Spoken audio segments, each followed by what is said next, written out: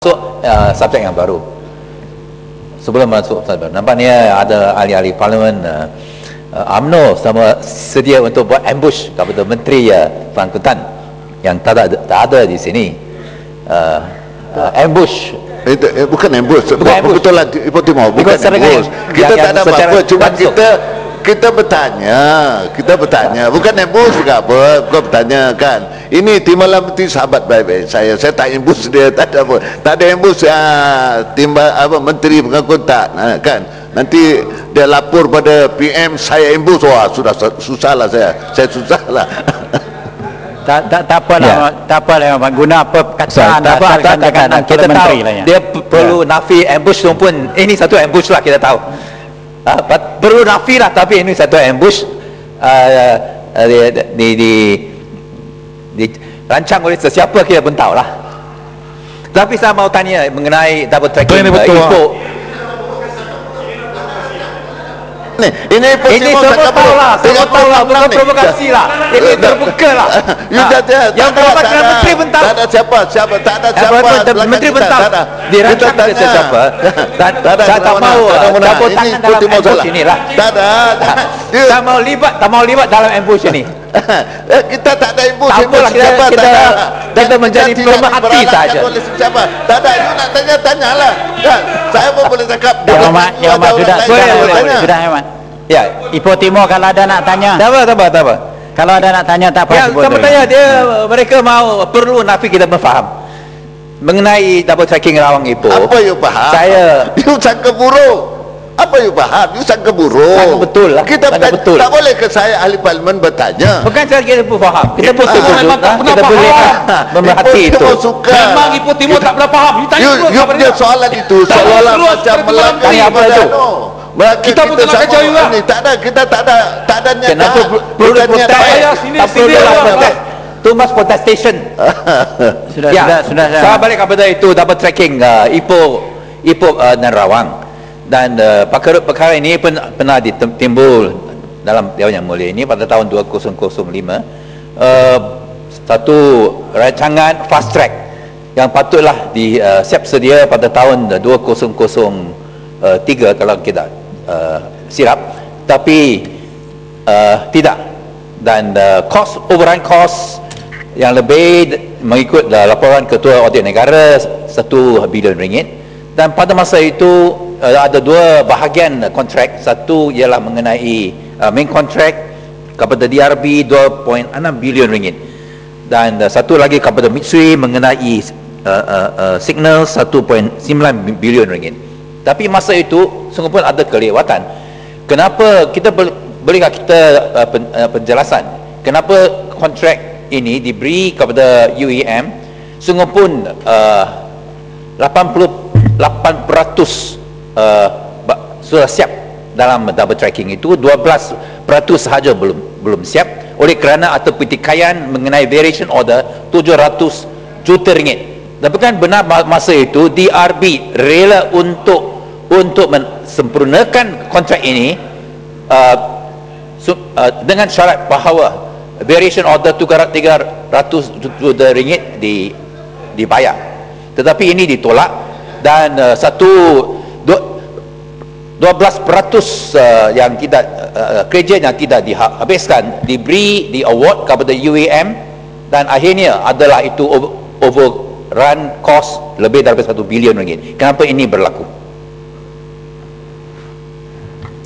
Terima kasih yang berhormat dari Ipoh Timur. Ini kelewatan projek ini lantasan berkembang Rawang Ipoh ya. Antara sifat kelewatan ialah isu pengambilan tanah dan settingan, isu berpaham rangka bentuk, contohnya rangka bentuk jajaran lantasan ada track alignment. Nah ini kena DRB Highcom dia kalau kerana kerajaan tidak buat hati, kerana itu kerajaan negosiasi dengan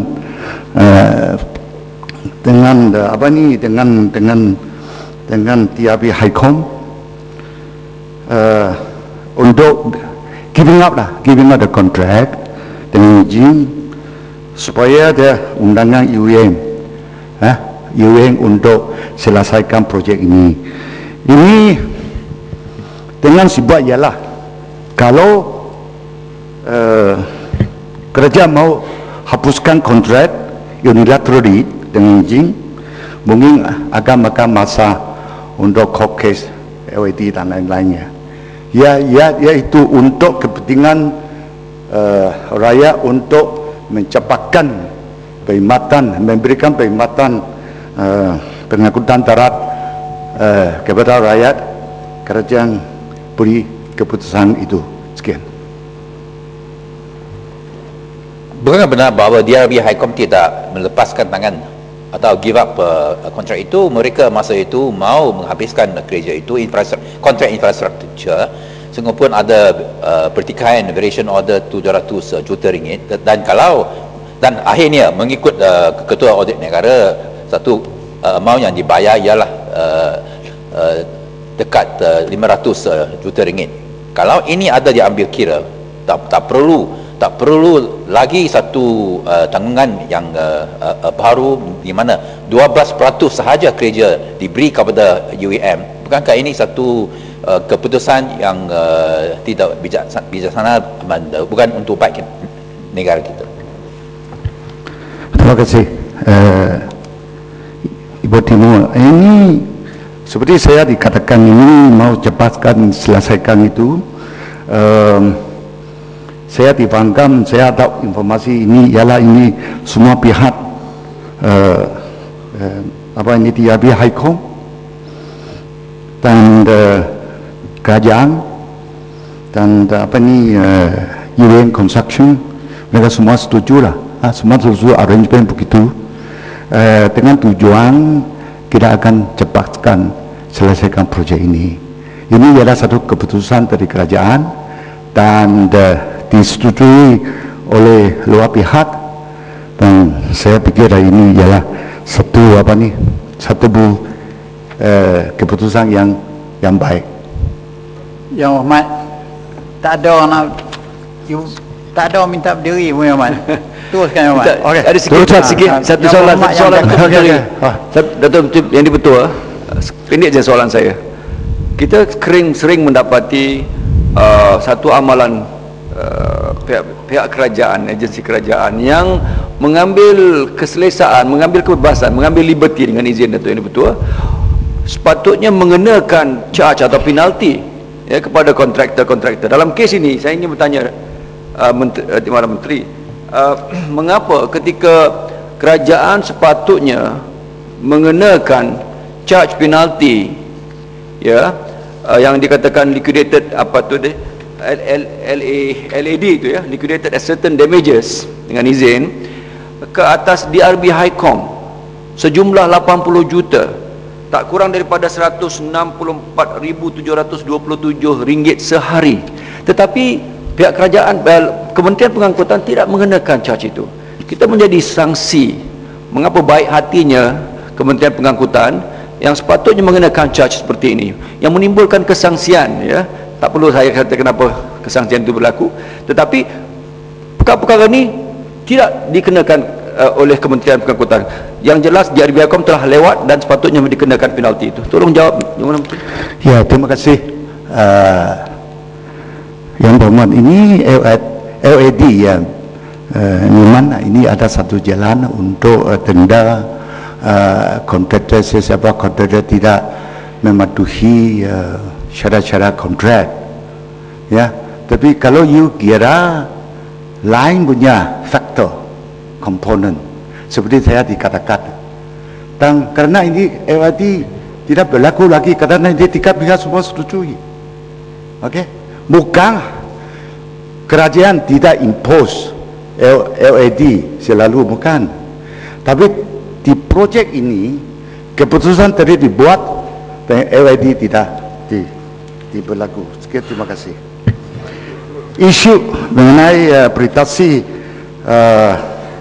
untuk melihat privasi perbelanjaan pembangunan pengangkutan peruntukan kawangan untuk sistem pengangkutan awan dan penubuhan Serung Jaya Pematang Awan Darat SPAT. Untuk maklumat ahli yang berhormat dari Petaling Jaya Utara, pada masa ini perbelanjaan pembangunan KDNP hanya melibatkan projek yang telah diluluskan di bawah AMK 9, yaitu projek lantasan bergambar elektrik Ibo ke Batam Besar, kedua projek lantasan bergambar elektrik Seremban ke Kemas, dan tiga projek lantasan bergambar elektrik Sentul Batu Cave.